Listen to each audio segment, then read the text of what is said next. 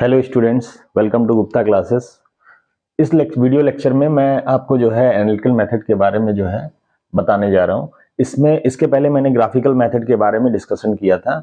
अब ये जो है क्या है, एनालिटिकल मेथड, और इसमें भी हम क्या देख रहे हैं, रिजल्टेंट फोर्स को फाइंड आउट कर रहे हैं, और वो भी कैसा, कंकरेंट फोर्स। कैसा है? कंकरेंट फोर्स सिस्टम के लिए। किसके लिए? कंकरेंट फोर्स सिस्टम के लिए। कंकरेंट फोर्स सिस्टम के लिए एक बार मैं और रिपीट कर रहा हूं, ऐसे फोर्सेस जिनका लाइन ऑफ एक्शन किसी पार्टिकुलर पॉइंट से पास हो रहा है, तो उसको हम क्या बोलेंगे?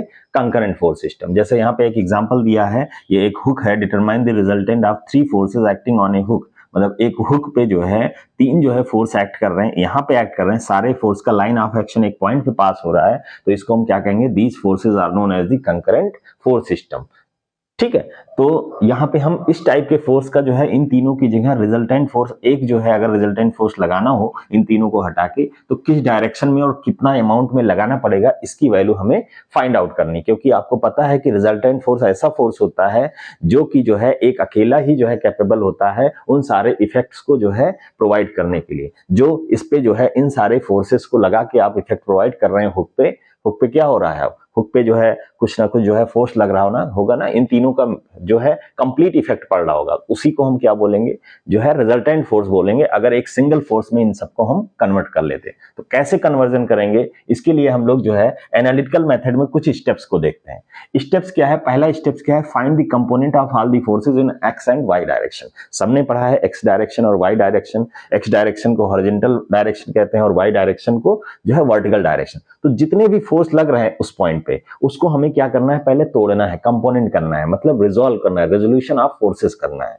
तो उन सारे फोर्सेस का हम जो है दो डायरेक्शन में, कौन कौन से, एक्स और वाई में जो है हम क्या करेंगे? हम जो है इसमें तोड़ेंगे। तो क्या होगा? हम मान लीजिए ये पॉइंट हुक का पॉइंट है, तो जो है पहला फोर्स क्या है? 80 न्यूटन, और उसका डायरेक्शन हॉरिजॉन्टल से दिया है 25 डिग्री। कितना दिया है? 25 डिग्री। तो इसका दो कंपोनेंट होगा, एक होगा जो है, एक कंपोनेंट होगा इस डायरेक्शन में कितना? 80 cos 25, और एक वर्टिकल डायरेक्शन में, वाई डायरेक्शन में होगा 80 sin 25। ठीक है, ये दोनों फोर्स, ये जो है 80 न्यूटन के फोर्स को हमने क्या किया? जो है दो कंपोनेंट में, साथ ही साथ हम देखेंगे, स्टेप्स को देखेंगे और साथ में क्वेश्चंस पे उसको अप्लाई करेंगे कैसे, तभी आपको जो है बिल्कुल क्लियर होगा। तो पहला क्या कह रहा है? Find the component of all the forces. हमने क्या किया? केवल एक फोर्सेस का कंपोनेंट किया, हमें सारे फोर्सेस को कंपोनेंट करना है।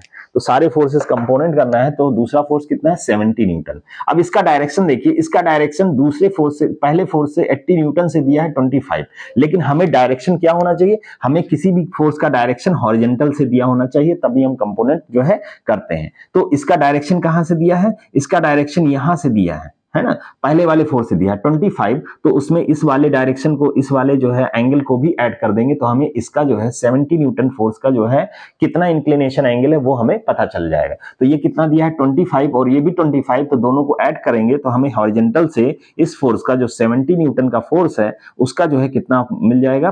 50 डिग्री मिल जाएगा। कितना डिग्री? 50 डिग्री। अब इसको हम कंपोनेंट करेंगे, तो दो कंपोनेंट, एक हॉरिजॉन्टल आएगा, हॉरिजॉन्टल हम इस डायरेक्शन में लिखते हैं, कितना होगा? 70 cos 50 डिग्री, और वर्टिकल कितना आएगा? वर्टिकल आएगा 70 sin 50 डिग्री।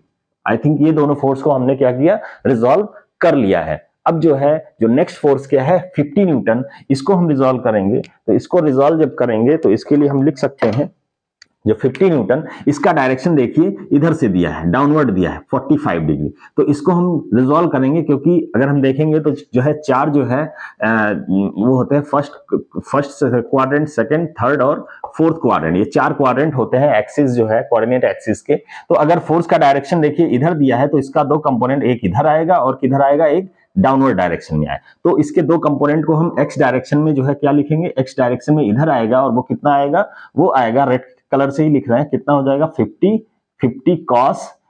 cos 45 डिग्री, और दूसरा जो है क्या आएगा? डाउनवर्ड आएगा, ये कितना होगा? 50 sin 40 5 डिग्री, ये हो जाएगा। तो हमने सारे फोर्सेस को जो पहला स्टेप में लिखा था कि find the components of all the forces in X and Y direction, तो ये क्या है, ये एक्स डायरेक्शन है और ये क्या है, वाई डायरेक्शन में हमने सारे फोर्सेस को कन्वर्ट किया। अब हमें क्या करना है, हमें जो है फाइंड द नेक्स्ट स्टेप क्या है, find the algebraic sum of all the component of forces in X and Y direction. फिर हमें सारे जो है फोर्सेस को एक्स और वाई डायरेक्शन में अलजेब्राइक समेशन करना है। इसका क्या मतलब होता है, क्योंकि वाई डायरेक्शन के जो है दो है, एक अपवर्ड डायरेक्शन है और वाई डाउनवर्ड। एक्स एक्सिस के भी दो डायरेक्शन होते हैं, एक पॉजिटिव एक्स और एक निगेटिव एक्स डायरेक्शन। तो यहाँ पे हम दूसरा जो स्टेप, ये क्या है, ये पहला स्टेप है। दूसरा स्टेप क्या है, हम जो है सारे फोर्सेस को जो हॉरिजॉन्टल में, जैसे सारे फोर्सेस देखो, तीनों फोर्सेस इस तरीके से लग रहे हैं तो एक साथ हम लिख लेंगे, एक ही डायरेक्शन में लग रहे हैं तो इसलिए इनको हम तीनों को प्लस साइन के साथ ऐड कर लेंगे। प्लस साइन के साथ ऐड कर लेंगे तो कितना हो जाएगा, देखिए इसको हम लिख सकते हैं 70 cos 50 degree plus 80 cos 25 degree plus कितना हो जाएगा, प्लस 50 cos 45 डिग्री। ये हमने एक साथ लिख लिया, इसको कहते हैं अलजेब्राइक समेशन। अगर कोई फोर्स इस डायरेक्शन में होता तो हम क्या करते हैं, उसको यहां निगेटिव करके ऐड कर लेते। तो जिस डायरेक्शन में जो दिया है उसी के हिसाब से हम क्या करेंगे, इसको समेशन करेंगे। अगर हम इस डायरेक्शन में कर रहे हैं तो सारे फोर्स इस डायरेक्शन को हम पॉजिटिव ले लेंगे और इस डायरेक्शन में अगर हम जितने जो भी फोर्स लग रहे हैं उसको हम क्या है, निगेटिव के साथ ऐड कर लेंगे। अब नेक्स्ट जो है वर्टिकल डायरेक्शन में देखिए, दो फोर्स अपवर्ड लग रहे हैं और एक फोर्स डाउनवर्ड लग रहा है, तो इसको हम कैसे लिखेंगे, नेक्स्ट नेट जो फोर्स अपवर्ड हम कहेंगे और इसको हम क्या लिखेंगे, 80, दूसरे कलर से लिख देते हैं। ये क्या होगा, 80, पहला है 80 साइन 25, साइन 25 प्लस दूसरा क्या है 70 साइन 50 डिग्री और तीसरा क्या है, ये डाउनवर्ड है तो इसको हम क्या करेंगे, माइनस करेंगे, माइनस 50 साइन 45 डिग्री, ये हम लिख सकते हैं। तो दो जो है कंपोनेंट होंगे, एक जो है केवल हॉरिजॉन्टल में इस डायरेक्शन में और वर्टिकल डायरेक्शन में, यहाँ पे हमें मिल गया। इसको अब हम जो है कैलकुलेट करेंगे, अगर कैलकुलेटर से ही आपको कैलकुलेट करना है, साइंटिफिक कैलकुलेटर। ये जो है साइंटिफिक कैलकुलेटर है, इससे कैसे कैलकुलेट करते हैं इसको भी हम सीख सकते हैं। तो इनको सबको हम ऐड कर देंगे तो कितना लिखेंगे, 70 cos 50 plus 80 cos 25 plus 50 cos 45, ये जो है कैलकुलेशन होने पे आ जाएगा कितना, 152.855 ये आया। इसको हम एज इट इज लिखेंगे, ये कितना आ गया, ये जो है बराबर आ गया, इसको हम लिख सकते हैं 152.855 न्यूटन, ये आ गया। और इसको हम ऐड करें तो ये कितना आ रहा है, 80 साइन 25 प्लस 70 साइन 50, अब यहाँ पे माइनस करेंगे, माइनस 50 साइन 45, ये कितना आएगा, ये आएगा 52.07। तो इस डायरेक्शन में कितना आ रहा है, net force 50 is equal to कर देंगे 52.077, ये आ गया। मतलब इसकी जगह पे इन सारे फोर्सेस को जो लग रहे थे, इसको हमने दो कंपोनेंट में तोड़ लिया, एक इस डायरेक्शन में और एक वर्टिकल डायरेक्शन में। जो हॉरिजॉन्टल डायरेक्शन में है वो कितना है, 152.855 और इधर जो है कितना है 52.077। यहां तक ये क्या हुआ, स्टेप 2, ये पूरा क्या है, स्टेप 2 है और ये जो है क्या है, स्टेप 1 है। स्टेप पहले मैं फिर से रिपीट कर रहा हूं, find the components of all the forces in X and Y direction. तीनों फोर्सेस को हमने एक्स और वाई डायरेक्शन में हमने कंपोनेंट कर लिया, तोड़ लिया रेजोल्यूशन ऑफ फोर्सेस की मदद से। स्टेप 2 क्या है, find the algebraic sum of all the component of forces in X and Y direction. फिर हमने क्या किया, सभी को अलजेब्राइक समेशन किया। ये जो अलजेब्राइक सम है ये बहुत इंपॉर्टेंट चीज है। अलजेब्राइक सम का मतलब क्या होता है, इसको समझिए कि जो है मान लीजिए हमें सारे फोर्सेस इस डायरेक्शन में जो है लिखने हैं, तो इस डायरेक्शन में जितने फोर्सेस लिखे हुए हैं आए हैं उनको हम पॉजिटिव के साथ ऐड करेंगे और इसके पिछले डायरेक्शन में मतलब अपोजिट डायरेक्शन में जो फोर्सेस है उसको हम क्या कर देंगे, निगेटिव कर देंगे। इसी को हम क्या कहते हैं, अलजेब्राइक समेशन। क्या कहते हैं, अलजेब्राइक समेशन। तो यहाँ पे आपको ध्यान रखना है कि अलजेब्राइक समेशन करते हैं तो कैसे हम लिखते हैं। अब जो है अलजेब्राइक समेशन करेंगे तो जो नेट फोर्स हुआ एक्स डायरेक्शन में वो क्या होगा, सिग्मा एफएक्स लिख सकते हैं। सिग्मा एफएक्स का मतलब क्या हुआ, ये जो है सिग्मा का मतलब क्या होता है, summation of all the forces in X direction, इसका मतलब होता है algebraic summation of all the forces in X direction. वही आपने किया, algebraic summation of all the forces in X direction. तो इसको हम क्या लिख सकते हैं, सिग्मा एफएक्स। और algebraic summation of all the forces in Y direction, इसको हम क्या लिख सकते हैं, सिग्मा एफ वाई। क्या लिख सकते हैं इसको, सिग्मा एफ वाई। अब इन दोनों फोर्सेस को हम देख सकते हैं कि जो है इस पॉइंट पे दो फोर्स, एक ये और एक ये, दोनों क्या है, म्यूचुअली परपेंडिकुलर हैं, तो हम आसानी से जो है इसका रिजल्टेंट निकाल सकते हैं, क्योंकि हमने पैरेललोग्राम लॉ ऑफ फोर्सेस इसके पिछले वीडियो लेक्चर नंबर 5 में हमने पढ़ाया आपको, वहां से आप देख सकते हैं कि ये फार्मूला कैसे आता है। तो नेक्स्ट स्टेप क्या है, स्टेप 3, जिसमें हम क्या कहते हैं, from parallelogram law of forces find the magnitude and direction of the resultant. Find the magnitude and direction of the resultant. तो मैग्नीट्यूड कैसे निकालेंगे, मैग्नीट्यूड के लिए ये फार्मूला था, और जो है इस फार्मूले में हॉरिजॉन्टल कंपोनेंट का square plus vertical component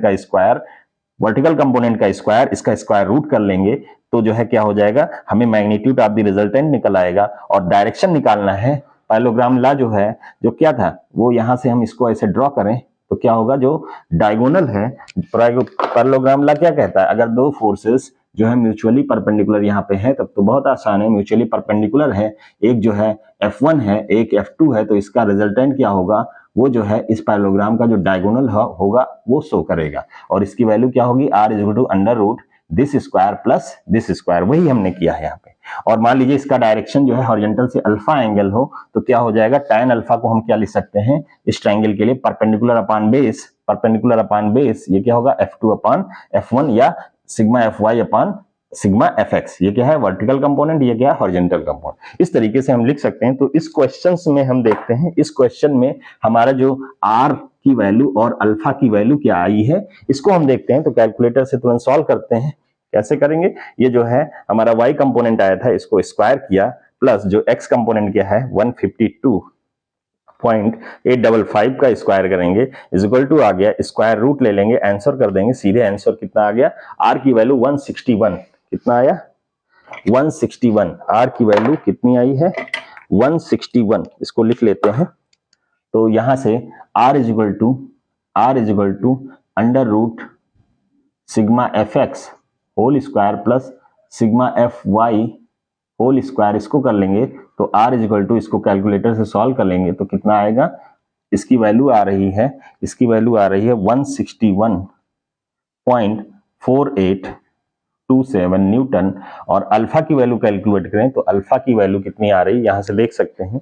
alpha की वैल्यू हम कैसे लिखेंगे, अल्फा की वैल्यू यहाँ पे हम लिखेंगे sigma fy that is 52.077 divided by 152.855 that is equal to 0.34, और इसको हम tan इनवर्स लेंगे कैलकुलेटर से, आंसर इज इक्वल टू 18.81। तो अल्फा की वैल्यू कितनी आई है 18.81 डिग्री, ये हमें मिल गया 18.81 डिग्री। तो ये अल्फा की वैल्यू है और ये मैग्नीट्यूड की वैल्यू है, ये अल्फा और ये क्या है मैग्नीट्यूड की वैल्यू है, मैग्नीट्यूड ऑफ द रिजल्टेंट। तो इन सारे फोर्स को हटा के अगर जो है हम एक फोर्स केवल क्या लगा दें, इस पे जो है सिंगल फोर्स लगा दें, कौन सा 161.48 न्यूटन का, इस किस डायरेक्शन में 18.81, मतलब हॉरिजॉन्टल से 18.81, हमेशा एंगल ऐसे हम जो है मेजर करते हैं।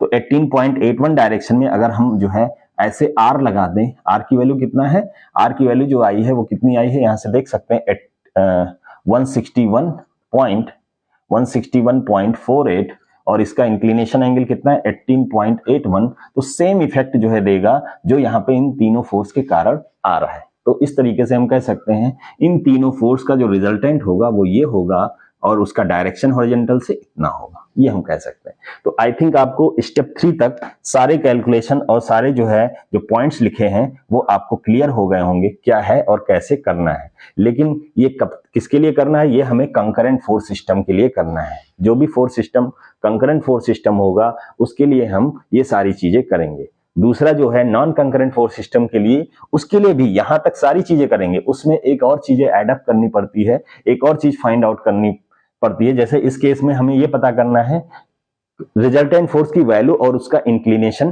कितना होगा, दो चीजें कैलकुलेट करनी पड़ती हैं। रिजल्टेंट फोर्स की वैल्यू मतलब मैग्नीट्यूड, और उसका डायरेक्शन किधर होगा, ठीक है, मतलब कितना लग रहा है और किस डायरेक्शन में लग रहा है। लेकिन तीसरा भी पॉइंट हमें जो है नॉन कंकरेंट फोर्स सिस्टम के लिए क्या निकालना है, कहां पे लग रहा है, उसका पोजीशन क्या है। तो तीसरा पॉइंट हमें क्या निकालना पड़ेगा, पोजीशन ऑफ द रिजल्टेंट। तो नेक्स्ट वीडियो में जो है हम इसको देखेंगे, जो है नॉन कंकरेंट फोर्स सिस्टम के लिए, या इसके लिए पहले हम एक दो प्रॉब्लम और करेंगे, उसके बाद नॉन कंकरेंट फोर्स सिस्टम का रिजल्टेंट फाइंड आउट करेंगे। ठीक है, तो आई थिंक इस लेक्चर को इतना ही रखते हैं, और आई थिंक आपको समझ में आ गया होगा। अगर आपको नहीं समझ में आ रहा है तो आप वीडियो पे कमेंट कर सकते हैं, उसके बाद आपको सोल्यूशन मिल जाएगा। Thank you very much.